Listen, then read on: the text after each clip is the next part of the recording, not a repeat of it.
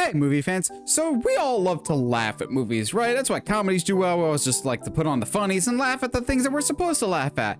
But you know what's even better? Laughing at the things that we're totally not supposed to laugh at. That just makes it so much better and so much funnier, right? So today, we're gonna do a little bit something different. Just a funny haha video as I'm, hard at work working on Nightwing stuff, but I wanna still do a video for you guys.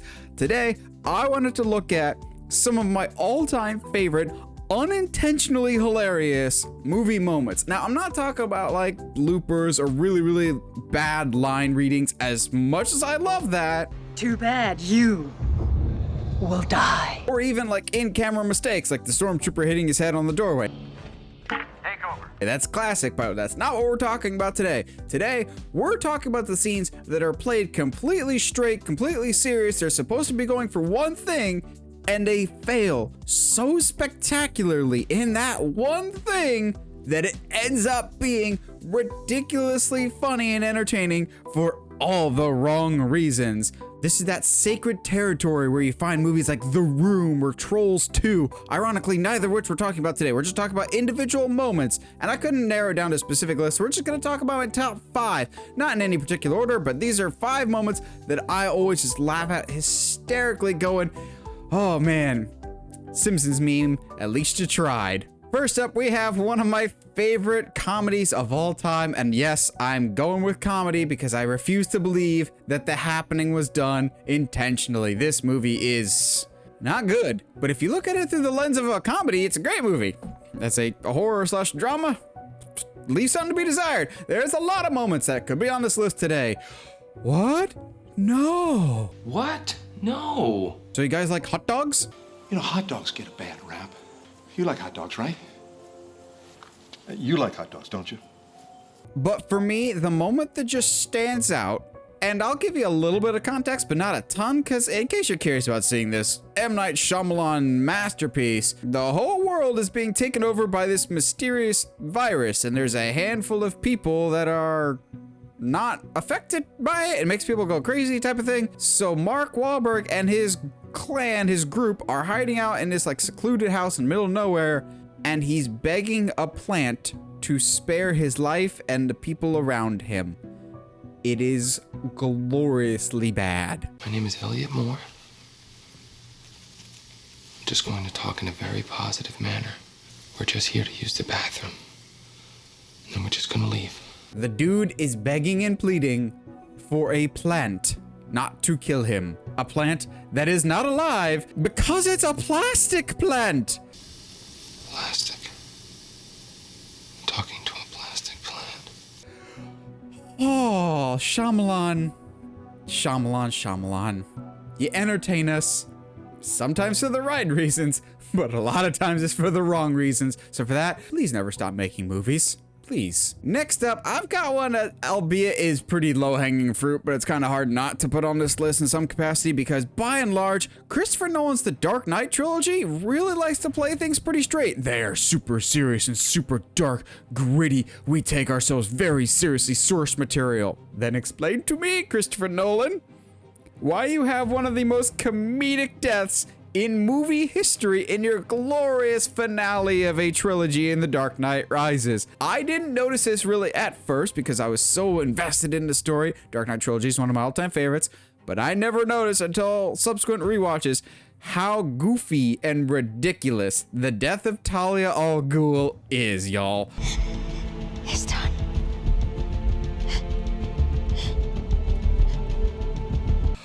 Oh gosh, I understand now why people make fun of it. It is hysterical and so cartoonishly bad. I have seen people make the argument that Talia al Ghul dies in the same way that a kid pretends to be dead while playing on the playground with his friends.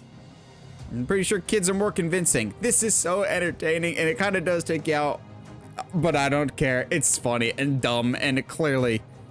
I want to know the story of this. This is like, is this the best shot you got?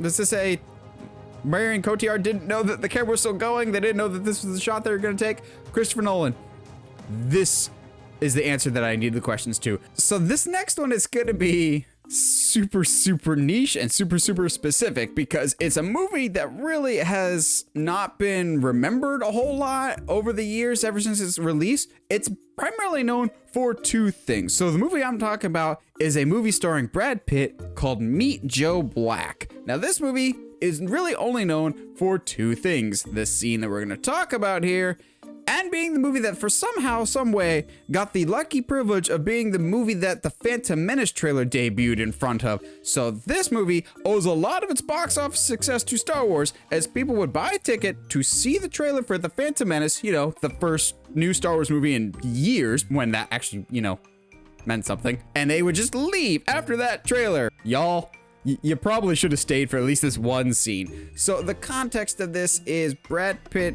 just had this like heart-to-heart conversation with another character in the movie, and he's just walking across the street. Nothing harmful about this whatsoever. Nothing could possibly go wrong, except for Brad Pitt ping pong is what I'm gonna call it. Yeah, for me, it's the shot framing. It just makes it look like it's comedy. It's the wackiness. It's how jarring it is of just like, it's super somber and serious. And then bing bong, it literally is Brad Pitt Pong. Somehow we've gone this long in the video without talking about the gloriousness that is Nicolas Cage. There's a lot of movies you can pick from, but some of those I think they're intentionally supposed to be goofy and over the top, like Drive Angry. Josh and I love Drive Angry. That's not a good movie at all, but I think it's not supposed to be a good movie. When it comes to the Mount Rushmore of dog crap Nicolas Cage movies that I will cherish in my heart forever, top of the list will always be The Wicker Man. You cannot tell me that that's not a comedy. They're going for one thing, and they fail so spectacularly that it becomes entertaining for all the wrong reasons. There's so many great things you could pick from this movie. How to get burned. Or just stick with the classics of not the bees, they're my eyes. But for me, it's the most taken out of context, it's hysterical, is Nicolas Cage in a bear suit, full on dead sprinting up a hill, and then cold clocking a woman in the face while absconding with a child. What is it? What's wrong, sister? God bless you, Nicolas Cage. I will never understand the things that you do, but I'm so glad this scene exists. I really want to know what the actual intention of this scene is supposed to be, because this is the most entertaining and funny thing I've ever seen in a Nicolas Cage movie. But I don't think it was supposed to be for that. Lastly, this one's purely just for me. So as you know, if you've been with this channel for any length of time, I am a huge Halloween fan. Halloween is one of my favorite franchises of all time, horror or not. That doesn't mean that the franchise doesn't still make me accidentally laugh from time to time. You got stuff like Halloween 2, where Ben Tramer just kind of shows up conveniently in a Michael Myers costume and then gets run over by a car and blown up for jaywalking? Sorry about your almost boyfriend there, Lori. We will never see him again, unfortunately. Or you got like Halloween 4, one of the best bloopers of all time, but we're not talking about bloopers, but I have to mention Halloween 4 is where we see a pink and blonde Michael, and that will always make me laugh. And now you are also cursed with this knowledge. But no, the moment in Halloween, the Halloween franchise, that always makes me laugh because it's so unintentionally goofy is in Rob Zombie's Halloween. So for context, in both the original Halloween and Rob Zombie's Halloween, what starts Michael's killing spree is him killing his sister. So he has just killed, I believe, his sister's boyfriend, and he starts to attack his sister, and he wears his mask. In the original movie, he's wearing like a little kid clown mask and whatnot, because he's wearing a clown costume. In Rob Zombie's Halloween remake, 6-year-old Michael Myers is wearing the adult Michael Myers mask that he will wear again when he's an adult.